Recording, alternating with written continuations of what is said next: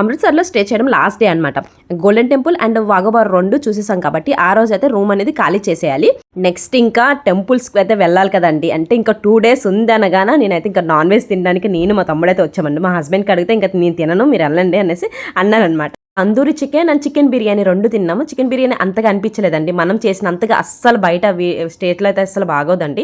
And Hyderabad biryani అయితే అదిరిపోద్ది కదా, ఇంకా అక్కడ బిర్యానీ అయితే తినేసి ఏదో ఒకటి దొరికిందిలే అనేసి తినేసి అయితే వచ్చేసాము. ఇంక ఇక్కడ నుంచి మేమైతే రూమ్ అవుట్ అయిపోతున్నాము. ఇంకా టైమింగ్ వచ్చేసి మార్నింగ్ తీసుకున్నాం కాబట్టి ఈవినింగ్ వరకు 600 అండి అంతే పే చేసాము, అంటే హాఫ్ డే అనమాట. సో ప్యాకింగ్ అంతా కూడా అయిపోయింది, బ్యాగ్స్ మేము ఎన్ని తెచ్చామో అన్నీ అయ్యేవన్నమాట. ఇక బస్ స్టాప్కి అయితే వెళ్ళాలి కాబట్టి ఆటో అయితే బుక్ చేసుకున్నాము. దీనికి వచ్చేసి 200 అండి తీసుకున్నారు, ఎందుకంటే లగేజ్ అంతా ఉంది కాబట్టి. ఫస్ట్ ఎవరైనా మమ్మల్ని చూడటం లగేజ్ చూడగానే ఇంక రేట్ అనేది పెంచేస్తున్నారు. ఫస్ట్ డేనే ఫుల్గా అలసిపోయామండి, ఇంకా 4 days ఎట్లా గడుస్తాయేమనేసి అనుకున్నాము.